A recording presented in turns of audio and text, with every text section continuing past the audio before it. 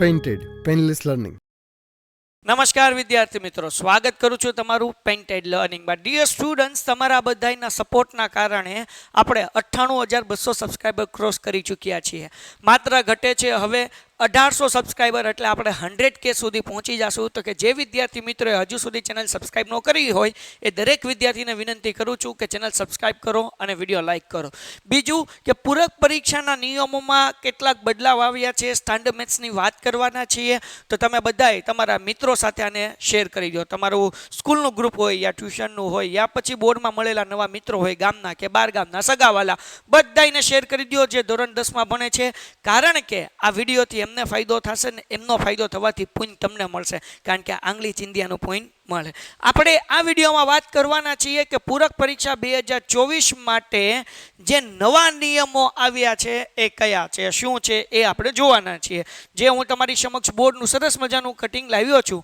હવે પહેલાં શું હતું આ વર્ષથી પહેલાં કે ભાઈ ધોરણ 10માં તમે 2 વિષયમાં ફેલ થયા હો તો જ તે તમને લોકોને ફરીથી એક્ઝામ દેવા મળે. 3 વિષયમાં ફેલ થયા હોય તો આખું વર્ષ બગડે, બરાબર. પણ આ વખતે નિયમમાં બદલાવ છે.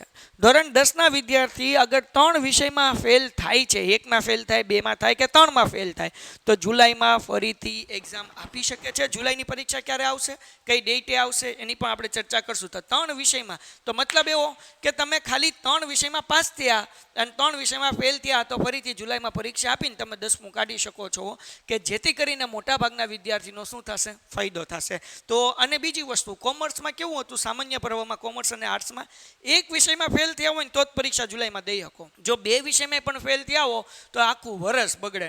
પણ હવે સામાન્ય પ્રવાહ એટલે કોમર્સ અને આર્ટ્સની અંદર હવે જે છે એ 2 વિષયની પૂરક પરીક્ષા દેવાશે. ને જ્યારે સાયન્સમાં તમામ વિષય, સાયન્સમાં બધા ફેલ થયા હોય ને તો એક્ઝામ જુલાઈમાં દઈ શકાય, જેથી કરીને સાયન્સ વાળાનું વર્ષ ન બગડે, બરાબર ને? ઓકે. તો એસએસસીમાં 3, ધોરણ 12 સામાન્ય પ્રવાહ એટલે કોમર્સ અને આર્ટ્સ 2 વિષયમાં ફેલ થયા હોય તો જુલાઈમાં એક્ઝામ દઈ શકશે. અને સાયન્સવાળા બધા ફેલ થયા હોય તો બધાની ફરીથી એક્ઝામ જુલાઈમાં આપી શકશે, બરાબર. ધોરણ 10 અને 12ના વિદ્યાર્થીઓને પૂરક પરીક્ષા જૂનના બીજા સપ્તાહમાં યોજાઈ શકે છે. ક્યારે એક્ઝામ આવશે તો કે જૂન મહિનાના બીજા સપ્તાહ એટલે તમે સમજો કે 8 તારીખથી લઈને 15 તારીખની વચ્ચે જે છે એ તમારી પરીક્ષા આવશે, બરાબર ને? પરીક્ષા અમારા ગામડામાં બધા એમ કે તમારી પરીક્ષા ક્યારે છે, આગળ આપણે માહિતી મેળવીએ, બરાબર. દર વખતે જુલાઈ માસની પૂરક પરીક્ષા લેવાતી હતી. આ વખતે જૂન માસમાં જુઓ, આ બહુ અગત્યના ન્યૂઝ છે. અત્યાર સુધી શું હતું, જુલાઈમાં પૂરક પરીક્ષા હતી, જુલાઈમાં. આ વર્ષે શું છે, જૂન મહિનામાં લેવાશે. હવે તમે એમ કહો સાહેબ આ તો હાળું નુકસાન કહેવાય. નુકસાન ન કહેવાય, ફાયદો કહેવાય. કેમ? તમારું રિઝલ્ટ વહેલું આવે છે ને પરીક્ષા વહેલા લેવાય છે, કે જેથી કરીને ઓલું શું થાય ખબર, કે જુલાઈ મહિનામાં એક્ઝામ લેવાતી, પછી ઓગસ્ટની અંદર રિઝલ્ટ આવતું અને પછી જે છે 11મા ધોરણમાં એડમિશન થતું. તો જ્યારે પૂરક પરીક્ષાનો વિદ્યાર્થી 11મા ધોરણમાં જાય ત્યારે જૂન, જુલાઈ ને ઓગસ્ટ 3 મહિનાનું તો એનું પડી ગયું હોય. સમજાણું નહીં? કારણ કે ઓગસ્ટની 1 તારીખ તો રિઝલ્ટ આવે નહીં, 10 તારીખ પછી જ રિઝલ્ટ આવે. ખ્યાલ આવ્યો તમને? તો એના કારણે જ્યારે 11મા ધોરણમાં જતો ત્યારે ઓલરેડી 2-3 વર્ષનું શું થયું હોય, ગાપચો લાગી ગયો હોય. પરંતુ વિદ્યાર્થી મિત્રો, હવે જુલાઈમાં જે એક્ઝામ લેવાતી હતી એના બદલે જૂન મહિનામાં જ પરીક્ષા લેવાશે. એટલે કે જૂન મહિના 5 જૂને વેકેશન ખુલે બીજા બધા વિદ્યાર્થીઓને, તમારું 8 જૂનથી 15 જૂનની વચ્ચે પહેલું પેપર હશે, બરાબર કે નહીં? ઓકે. હવે ધોરણ 10 અને 12ની માર્ચમાં યોજાયેલ બોર્ડ પરીક્ષાનું મૂલ્યાંકનની કામગીરી પૂરી થઈ ચૂકી છે. આના અગાઉના વિડીયોમાં આપણે ચર્ચા કરી ચૂક્યા છીએ. અને ડેટા એન્ટ્રીની કામગીરી પણ છેલ્લા ચરણમાં ચાલી રહી હોવાનું જાણવા મળ્યું છે. એટલે ડેટા એન્ટ્રી પણ પૂરી થવા આવી છે. તમારું રિઝલ્ટ માટે જે માર્ક્સ નાખે ને એને કહેવાય ડેટા એન્ટ્રી, એ પણ પૂરું થવા આવ્યું છે, બરાબર ને? આમ બોર્ડ દ્વારા દર વર્ષની સરખામણીએ 1 થી 1.5 મહિનો વહેલું પરિણામ જાહેર કરવાની પૂરજોશમાં કામગીરી ચાલી રહી છે. જોરદાર બધા કામ કરે છે.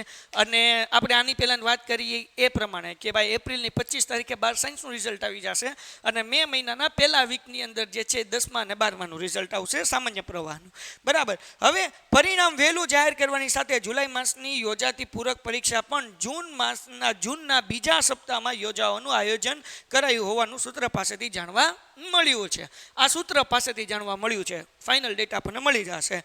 જૂન માસના પ્રથમ સપ્તાહમાં જ પરીક્ષાનું આયોજન કરવાની વિચારણા હતી, પરંતુ શાળાઓના વેકેશન લીધે જૂનના બીજા સપ્તાહના પૂરક પરીક્ષા લેવાશે તેવું બોર્ડના અધિકારીઓ પાસેથી જાણવા મળ્યું છે. ભાઈ જૂન મહિનાના એને પહેલા અઠવાડિયે જ એક્ઝામ લેવી હતી, પણ હવે 5 જૂને તો સ્કૂલ ખુલે બાપા. સમજાય કે ન સમજાય? 5 જૂને તો સ્કૂલ ખુલે. હવે 5 જૂને સ્કૂલ ખુલે તો પરીક્ષા કેવી રીતના લેવાય? એટલે એવું નક્કી કર્યું કે ભાઈ 5 જૂને સ્કૂલ ખુલી ગયું એટલે બીજા અઠવાડિયામાં જે છે એ આપણે પરીક્ષા લઈશું. ધોરણ 12ની માર્ચની પરીક્ષામાં 2 વિષયમાં નાપાસ થયેલા ધોરણ 12ની સામાન્ય એક વિષયમાં નાપાસ થયેલા વિદ્યાર્થી જે પૂરક પરીક્ષા આપવાની તક મળતી હતી, ધોરણ 10માં 2 હતા, સામાન્ય પ્રવાહમાં 1 વિષય હતો. હવે એ શું છે? હવે નવા નિયમ મુજબ ધોરણ 10માં 3 વિષય અને ધોરણ 12 સામાન્ય પ્રવાહમાં 2 વિષયમાં નાપાસ થયેલા વિદ્યાર્થીઓને પરીક્ષા આપવાની તક મળશે. હવે આ તમે પરીક્ષા આપી શકશો ધોરણ 10માં 3 અને 12માં 2. આ સિવાય ધોરણ 12 સામાન્ય સાયન્સના વિદ્યાર્થીઓને માર્ચની બોર્ડ પરીક્ષા બાદ જુલાઈમાં યોજાયેલી પૂરક પરીક્ષા ફરીથી બધા વિષયની પરીક્ષા આપવાની તક મળશે. હવે સાયન્સવાળાને આપણે અગાઉ વાત કરી કે એ બધા વિષયની આપી શકશે. એટલે કે ધોરણ 12 સાયન્સના તમામ વિષયોની બોર્ડ દ્વારા 2 વખત પરીક્ષા યોજવામાં આવશે. એટલે 2 વખત પરીક્ષા લેવાશે, એક માર્ચમાં અને એક જુલાઈમાં. બરાબર ને? જૂના નિયમ મુજબ ધોરણ 12 સાયન્સમાં બોર્ડની પરીક્ષામાં 2 વિષયમાં નાપાસ થયેલા વિદ્યાર્થીઓને જુલાઈમાં યોજાનાર પૂરક પરીક્ષા આપવાની તક મળતી હતી. જૂના નિયમ પ્રમાણે શું હતું? 2 વિષયમાં ફેલ થયા હોય તો જ પરીક્ષા આપી શકે. નવા નિયમ પ્રમાણે બધા વિષયની પરીક્ષા આપી શકે. પરંતુ હવે નવા નિયમ મુજબ 2-3 નહીં પણ સંપૂર્ણ પરીક્ષા બીજી વખત આપવાની તક મળશે. આખી પરીક્ષા બીજી વાર આપી દે ભાઈ. માત્ર નાપાસ થયેલ વિષય જ નહીં પણ પાસ થયેલા વિષયોની પરીક્ષા બીજી વખત આપી તેમાંથી જે પરિણામ ઊંચું હોય તેની વિદ્યાર્થી પસંદગી કરી શકે છે તેવો નિર્ણય લેવામાં આવ્યો છે. ભાઈ માર્ચ મહિનામાં પાસ થઈ ગયા હોય તોય તમે જૂન જુલાઈમાં ફરી વખત પરીક્ષા આપી શકો સાયન્સવાળા. અને એ 2 પરીક્ષામાંથી જે સારું પરિણામ મળ્યું હોય, માનો કે ભાઈ બાયોલોજીમાં માર્ચનું રિઝલ્ટ સારું હતું અને ફિઝિક્સનું જે છે એક્ઝામ્પલ તરીકે જૂનનું સારું હતું, તો તમે બાયોલોજીનું એ રિઝલ્ટ લઈ શકો અને જૂન જુલાઈનું આ રિઝલ્ટ લઈ શકો. એટલે જે વિષયનું વધારે રિઝલ્ટ આવ્યું હોય એ વિષય તમે પસંદગી કરી શકો. પાસ થઈ ગયા હોય ને તોય ફરી વખત પરીક્ષા આપી શકો. કેવું સારું કહેવાય? અને આ નિયમ જે છે લગભગ આવતા વર્ષથી એવું કહેવા મળે છે, શિક્ષકો સાથે વાત કરી ચર્ચા કરી તો એવું જાણવા મળે છે કે ભાઈ આવતા વર્ષથી આ નિયમ 10મા અને 12 સામાન્ય પ્રવાહને લાગુ પડશે કે વર્ષમાં 2 વખત પરીક્ષા હશે. જે પરિણામ વધારે સારું હોય એ વિષયની પસંદગી તમે કરી શકો. એક વિષય માર્ચની પરીક્ષાવાળો લીધો, એક વિષય માનો કે ડિસેમ્બરની પરીક્ષાવાળો લીધો, અને પછી જે તમને મજા આવતી હોય એ તમે તમારું શું કહેવાય કે રિઝલ્ટ બનાવી શકો. રિઝલ્ટ બનાવ્યું એટલે 2 પરીક્ષામાંથી જે સારા માર્ક્સ આવ્યા હોય એ વિષયના તમે લઈ લો કે જેથી કરીને સારા માર્ક્સે તમે પાસ થઈ શકો. તો આવી જે છે તમને પરવાનગી મળશે કોમર્સ અને શું કહેવાય કે ધોરણ 10 વાળા. પણ સાયન્સવાળા આગળ આ છે જ તે માર્ચમાં એક્ઝામ લેવાની, જૂન જુલાઈમાં ફરીથી એક્ઝામ લેવાશે. જો અહીંયા જૂન જુલાઈ લખ્યું છે એટલે એનું ફાઇનલ નથી જૂનમાં છે કે જુલાઈમાં હશે. અને પછી તમે તમારી રીતના જેમાં વધારે સારા માર્ક્સ આવ્યા હોય એ એક્ઝામના તમે વિષયોના માર્ક્સ જે છે એ લઈ શકો કે જેથી કરીને તમારું પરિણામ સુધરી શકે. તો આ 12મા વાળાને સાયન્સવાળાના તક છે અને કદાચ આવતા વર્ષે ધોરણ 10 અને 12ને પણ આ તક મળશે. સો વિદ્યાર્થી મિત્રો, આ હતું બ્રેકિંગ ન્યૂઝ કે ભાઈ કેવી રીતના પૂરક પરીક્ષાના નિયમો ચેન્જ થયા છે અને આ નિયમોથી વિદ્યાર્થીઓને ઘણો બધો ફાયદો થશે. 1 વર્ષ કેટલાક વિદ્યાર્થી એવું હતું કે જેનું બગડતું હતું, હવે એ વિદ્યાર્થીઓનું 1 વર્ષ નહીં મળે. સારા પરિણામ મેળવવા માટેની ફરીથી એને સારી તક મળશે. અને કદાચ જો તમે ફેલ થયા હો તો ચિંતા નકો કરો. તમે લોકો જે છે નીચે ડિસ્ક્રિપ્શનમાં લિંક આપી છે એનું ફોર્મ ભરી લો. અમે તમને લોકોને જે છે જે ગણિત વિજ્ઞાન સમાજ, આમ તો સમજો ગણિત વિજ્ઞાન અને ઇંગ્લિશ આ 3 વિષયના આપણે લાઈવ લેક્ચર લેશું કે જેની અંદર અમે તમને મદદ કરશું કે તમે લોકો સારા માર્ક્સે જે છે એ પાસ થઈ જાઓ. અને તમને લોકોને આઈએમપી પ્રશ્ન આપીશું, તમને લોકોને પ્રેક્ટિસ કરાવીશું કે જેથી કરીને જુલાઈમાં તમે ફેલ ન થાઓ. નંબર 1. નંબર 2, અગર કોઈ વિદ્યાર્થી એવું છે કે જે સ્ટાન્ડર્ડ મેથ્સ બેઝિક મેથ્સની એક્ઝામ આપી દીધી છે, હવે સ્ટાન્ડર્ડ મેથ્સની એક્ઝામ આપી છે, તો એ સ્ટાન્ડર્ડ મેથ્સની પરીક્ષા પણ પૂરક પરીક્ષાની સાથે સાથે આપી શકશે. હવે એની તમારે તૈયારી કરવી છે તો લિંક નીચે ડિસ્ક્રિપ્શનમાં છે, ત્યાંથી તમે શું કહેવાય કે ડાઉનલોડ કરી લો.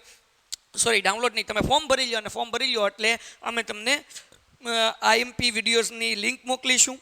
લાઈવ લેક્ચર શરૂ કરીશું તો એમની પણ ઇન્ફોર્મેશન આપીશું જેથી કરીને તમે પણ લાઈવ લેક્ચરની અંદર જોડાઈ શકો અને ખૂબ સારા માર્ક્સ જે છે એ પ્રાપ્ત કરી શકો. તો કહેવાનો મતલબ એવો છે વિદ્યાર્થી મિત્રો, અમે છીએ તમારા સપોર્ટ માટે, અમે છીએ તમને મદદ કરવા માટે. ચેનલ સબસ્ક્રાઈબ ન કરી તો ચેનલ સબસ્ક્રાઈબ કરો અને વિડીયો લાઈક કરો. અને સૌથી અગત્યની બાબત ડિયર સ્ટુડન્ટ્સ કે તમે લોકો સ્ટાન્ડર્ડ મેથ્સ લેવાના હો તો જરૂરથી નીચે ફોર્મ ભરજો કે જેથી કરીને અમે તમને મદદ કરી શકીએ અને તમે એ ગ્રુપ જે છે એ લઈ શકો. ડન છે? મળીએ છીએ નેક્સ્ટ વિડીયોમાં. ત્યાં સુધી ગુડ બાય એન્ડ ધન્યવાદ. ચેનલ સબસ્ક્રાઈબ નથી કરીને તમે, મને ખબર છે, કરી લો. વિડીયો લાઈક કરો. 100K સુધી પહોંચવાનું છે અને આપણે 15 દિવસમાં પહોંચી જશું ને? ચાલો જોઈએ. Good bye. Painted, Painless Learning.